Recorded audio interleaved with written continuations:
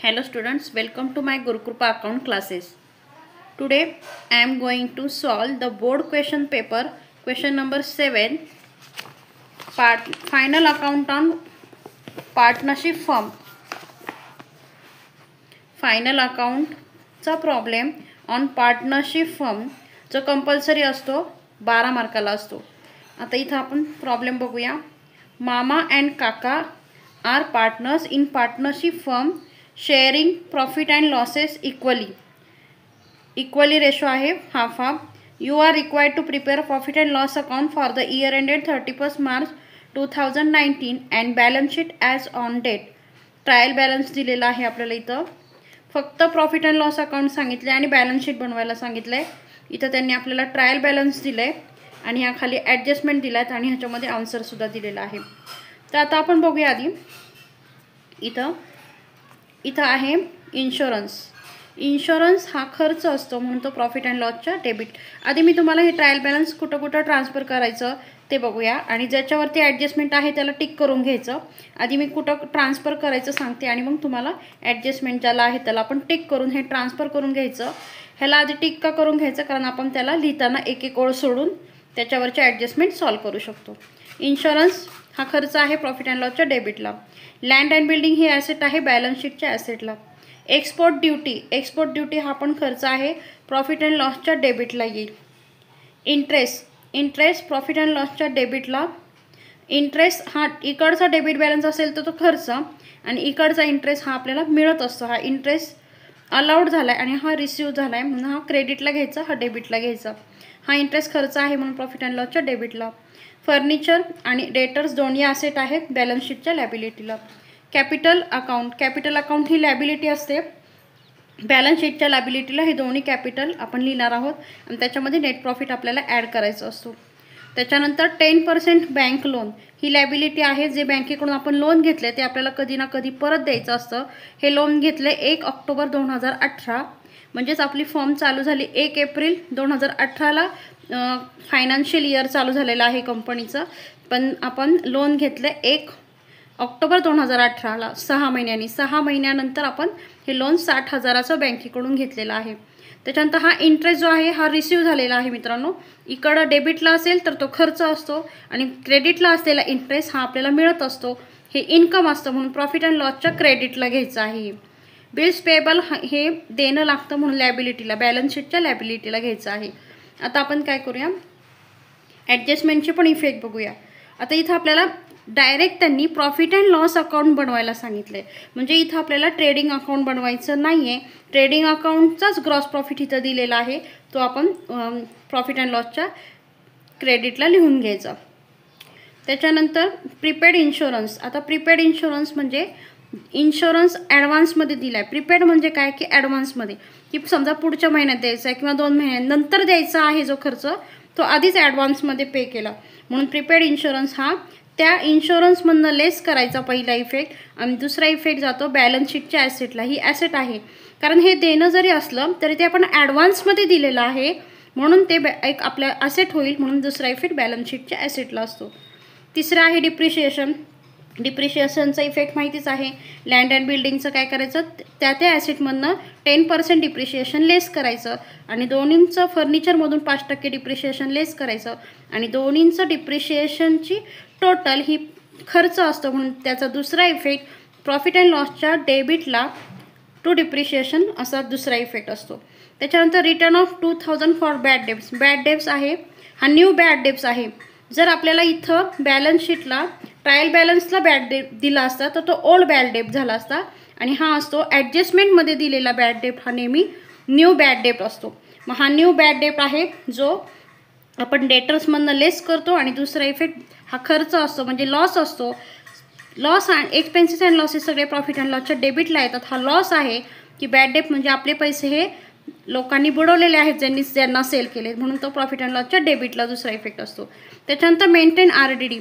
आता बॅड डेप लोकांनी जर पैसे बुडवले, सेल केलेल्या लोकांनी डेटर्सनी पैसे बुडवले, बॅड डेप झालं तर त्याच्यासाठी रिकव्हरी करण्यासाठी रिझर्व्ह फॉर डाऊटफुल डेट की कंपनी RDD काढून राखून ठेवत असते डेटर्सवरती. ते इथं reserve for doubtful debts 5% on sundry debtors आहे. हे सुद्धा आपण डेटर्सवरून लेस करतो. आणि त्याचा दुसरा इफेक्टसुद्धा RDD प्रॉफिट अँड लॉसच्या डेबिटला जातो. त्याच्यानंतर क्लोजिंग स्टॉक हा 69,000 दिलेला आहे. क्लोजिंग स्टॉकचे सुद्धा दोन इफेक्ट असतात. पहिला इफेक्ट असतो ट्रेडिंग अकाउंटच्या क्रेडिटला. आता इथं ट्रेडिंग अकाउंट दिले आपल्याला डायरेक्ट ग्रॉस प्रॉफिट दिला आहे, म्हणजे हा पहिला इफेक्ट इथं करायचा नाही. दुसरा इफेक्ट बॅलन्स शीटच्या ॲसेटला. मग आपण डायरेक्ट बॅलन्स शीटच्या ॲसेटला क्लोजिंग स्टॉक 69,000 असं लिहिणार आहोत. मित्रांनो, आता चला आपण हे एक एक ट्रान्सफर करून घेऊया आणि ॲडजस्टमेंटचे इफेक्ट करून प्रॉब्लेम सॉल्व्ह करूया. हे बघा मित्रांनो, इथं मार्च 2024ला हा क्वेश्चन नंबर 7 आहे. आपण आता direct profit and loss account for the year ended 31 March 2019 असं लिहून घेतलं. डेबिटचा कॉलम केला आहे, पर्टिक्युलर अमाऊंट. क्रेडिटचा कॉलम केला आहे, पर्टिक्युलर अमाऊंट. आता आपण एक एक ट्रान्सफर करून घेण्याआधी मित्रांनो, आपल्याला ट्रेडिंगचा डायरेक्ट ग्रॉस प्रॉफिट दिलेला आहे, जो प्रॉफिट अँड लॉसच्या डेबिटला ट्रेडिंगच्या डेबिटला प्रॉफिट होतो. मग तो प्रॉफिट आपण डायरेक्ट इथं प्रॉफिट अँड लॉसच्या क्रेडिटला लिहिणार आहोत बाय क्रॉस प्रॉफिट. किती दिलेला आहे आपल्याला? 69,000. म्हणजेच प्रॉफिट ट्रेडिंगच्या डेबिटला टू क्रॉस प्रॉफिट आलेला आपण त्याची विरुद्ध बाजूला प्रॉफिट अँड लॉसच्या विरुद्ध बाजूला क्रेडिटला घेत असतो, बाय क्रॉस प्रॉफिट लिहून घेतला. त्याच्यानंतर मित्रांनो आता आपण एक एक ट्रान्सफर करून घेऊया. सगळ्यात आधी इन्शुरन्स प्रॉफिट अँड लॉसच्या डेबिटला. इन्शुरन्सवरती ॲडजस्टमेंट आहे, त्याला आपण टिक केलेला आहे इन्शुरन्स. आता इन्शुरन्सला मी टिक केलं आहे कारण त्याच्यावरती आपल्याला प्रीपेड आपल्याला लेस करायचं आहे, म्हणून आधी इनरलाच मी ही अमाऊंट लिहिली आणि एक ओळ सोडली. तर एक ओळ सोडली आणि ॲरो करून घेतला. त्याच्यानंतर आहे land and building. Land and building ही ॲसेट आहे, ती बॅलन्स शीटच्या ॲसेटला जाणार. लँड अँड बिल्डिंग 1,00,000 आहे. ह्याच्यावर आपल्याला डिप्रिशिएशन आहे म्हणून मी एक ओळ सोडली. त्याच्यानंतर आहे एक्सपोर्ट ड्युटी हा पण खर्च आहे, तो मी प्रॉफिट अँड लॉसच्या ह्याच्यावर कुठलीही ॲडजस्टमेंट नाही म्हणून डायरेक्ट आउटरला लिहिलं. Export duty 5,000. त्याच्यानंतर इंटरेस्ट हा खर्च आहे म्हणून प्रॉफिट अँड लॉसच्या डेबिटला इंटरेस्ट आउटरला 2,000 लिहिला. त्याच्यानंतर फर्निचर आणि डेटर्स ॲसेट आहे. फर्निचरवर आपल्याला डिप्रिशिएशन लेस करायचं आहे म्हणून इनरलाच त्याची अमाऊंट लिहिली 80,000 आणि एक ओळ सोडून ॲरो करून घेतला. त्याच्यानंतर डेटर्स पण त्याच्या खाली लिहिलं. डेटर्सवर आपल्याला बॅड डेटसुद्धा लेस करायचं आहे, RDDसुद्धा लेस करायचं आहे म्हणून मी डेटर्सची अमाऊंट 52,000 इनरलाच लिहिली आणि 4-5 ओळी सोडणार आहे याला. त्याच्यानंतर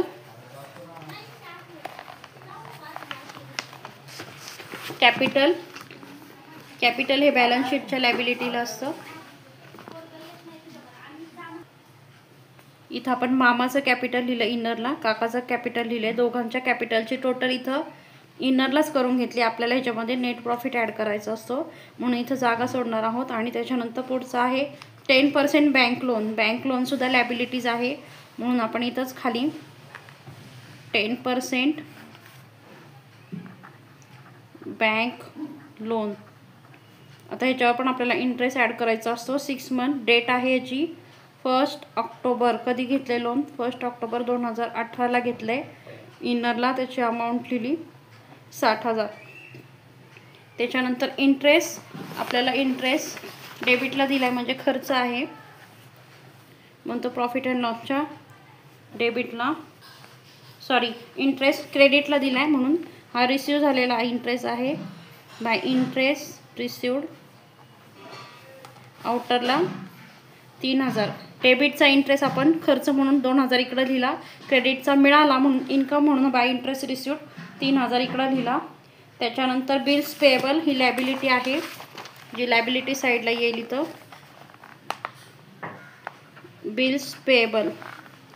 बिल्स पेएबलची अमाऊंट आउटरला 16,000. आता आता आपण ट्रान्सफर करून झालेला आहे. आपण आता ॲडजस्टमेंटला सुरुवात करूया. पहिल्यांदा आहे ग्रॉस प्रॉफिट. तो ग्रॉस प्रॉफिट आपण इथे लिहून घेतला. त्याच्यानंतर दुसरी ॲडजस्टमेंट आहे प्रीपेड इन्शुरन्स. प्रीपेड इन्शुरन्सचा पहिला इफेक्ट असतो त्या इन्शुरन्समधनं लेस करणे, मायनस प्रीपेड 7,500. प्रीपेड लेस करून इथं आउटरला 22,500 ही अमाऊंट आली. पहिला इफेक्ट प्रीपेड इन्शुरन्सचा इथं. दुसऱ्या ॲसेट साईडला इथं खाली डेटर्सला जागा सोडून प्रीपेड इन्शुरन्स आउटरला 7,500. ह्याचे 2 इफेक्ट करून झाले. दुसरा आहे depreciation on land and building. Depreciation 10%. इथं ॲसेटला डिप्रिशिएशन 10% लेस. आपला पहिला इफेक्ट असतो त्या ॲसेटमधनं डिप्रिशिएशन लेस करणे आणि दुसरा इफेक्ट असतो प्रॉफिट अँड लॉसच्या डेबिटला. आता इथं 10% 1,000 कमी होणार. 1,00,000 आहे म्हणजे इथं 10% डिप्रिशिएशन येईल 10,000 आणि इकडं आउटरला येईल 90,000 ह्यातनं हे लेस करून. त्याच्यानंतर फर्निचरचं आहे मित्रांनो 5% डिप्रिशिएशन. आता 10% इथं 80,000. 10% 1,000 केल्यावरती 8,000 येतं. मग 8,000च्या निम्मे 5% येईल 4,000. आउटरला इथं लिहायचं 76,000. डिप्रिशिएशनचा दुसरा इफेक्ट प्रॉफिट अँड लॉसच्या डेबिटला to depreciation land and building आणि फर्निचर. लँड अँड बिल्डिंगचं 10,000 आणि फर्निचरचं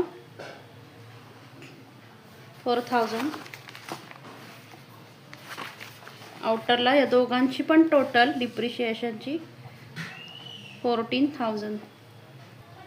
आता पुढची ॲडजस्टमेंट आहे मित्रांनो write off 2,000 for bad debts. Bad debts दिलेला आहे तर हा न्यू बॅड डेब्ट्स असतो. म्हणजे इथं आपण न्यू बॅड डेब्ट हा दुसरा इफेक्ट आहे त्याचा. टू न्यू बॅड डेब्ट दिला आहे आपल्याला 2,000 रुपये. पहिला इफेक्ट असतो त्याचा डेटर्समधनं लेस करणे. इथं डेटर्स आहे तिथून लिहायचं लेस न्यू बॅड डेब्ट. न्यू बॅड डेब्ट 2,000 रुपये लेस केले आणि इनरलाच इथं आपण अमाऊंट लिहिणार आहोत 50,000. आणि त्याचा दुसरा इफेक्ट असतो मित्रांनो बॅलन्स शीट प्रॉफिट अँड लॉसच्या डेबिटला टू न्यू बॅड डेब्ट 2,000 हा लॉस असतो म्हणून इकडं दुसरा इफेक्ट. त्याच्यानंतर पुढं दिले maintain RDD 5% on sundry debtors. आता इथंच आपल्याला RDD 5% लेस करायचं आहे. डेटर्समधनं 5% RDD. आता हा डेटर्सवर ह्याच्यावरच काढायचा आहे. 50,000वरती 5% RDD काढायचा आहे. आता 10% 5,000 येतो म्हणजेच निम्मा त्याच्या 5% निम्म केलं तर 2,500 येतं. इथं होतं 47,500. RDDचा दुसरा इफेक्ट असतो इथं टू न्यू RDD किंवा RDD 5% RDD किती आला आपल्याला इथं 2,500. 2,500 ह्याचा दुसरा इफेक्ट केला. त्याच्यानंतर आपल्याला क्लोजिंग स्टॉक दिला आहे. क्लोजिंग स्टॉक इथं असतो क्लोजिंग स्टॉक दिला आहे आपल्याला 69,000. आता इथं आपण वर्किंग नोटमध्ये 10% बँक लोन आहे 60,000. इंटरेस्ट काढून घेऊया. 60,000 गुणिले आता 1 ऑक्टोबर आहे म्हणजे फक्त 6 महिन्याचा गुणिले 10 भागिले 100 गुणिले 6 भागिले 12. ह्या 2 शून्याला हे 2 शून्य गेले. इथं आपण इंटरेस्ट काढून घेतला 6,000 गुणिले 6/12 500 गुणिले 6 3,000 येतो. आता ह्याचा पहिला इफेक्ट मित्रांनो बँक लोनमध्ये ॲड इंटरेस्ट 3,000 रुपये आणि लोनवर दिला जाणारा इंटरेस्ट हा खर्च आहे म्हणून ह्या ओल्ड इंटरेस्टमध्ये आपण न्यू इंटरेस्ट ॲड करणार आहोत किंवा डायरेक्ट न्यू इंटरेस्ट 3,000. आता आपण अकाउंट क्लोज करून घेऊ. लँड अँड बिल्डिंगची वर्किंग नोट राहिली मित्रांनो आपली म्हणून लँड अँड बिल्डिंग हे वरचं मी खोडते लेस करणार आहे कारण आपल्याला लँड अँड बिल्डिंग ही काय केले 1 जुलैला ॲडिशनल मशीन आहे. मग ह्याच्यामध्ये बघा ॲडिशनल आहे म्हणून 60,000 आणि 40,000 बाजूला काढले. 60,000वर 10% डिप्रिशिएशन येते 6,000 आणि 40,000वरती आपल्याला फक्त 3 महिने सोडून म्हणजे एप्रिल मे जून सोडून म्हणजे जुलै महिन्यापासून 9 महिन्यांचं डिप्रिशिएशन घ्यायचं आहे ते येतं 3,000 रुपये. 40,000 गुणिले 10 भागिले 100 गुणिले 9 भागिले 12, फक्त 9 महिन्याचे तर 3,000. मग हे 6,000 पूर्ण आणि हे 3,000 पूर्ण, म्हणून आपण इथं लेस डिप्रिशिएशन लिहिणार आहे 9,000. म्हणजे इथं आउटरला अमाऊंट येते 91,000. आणि आपण आता ह्याचा दुसरा इफेक्ट डिप्रिशिएशनमध्ये मगाशी जो केला होता मित्रांनो, इथं लँड अँड बिल्डिंग, पण इथं हे लेस करूया. हे 4,000 बरोबर आहे. 6 आणि 3 9,000 होतं इथं.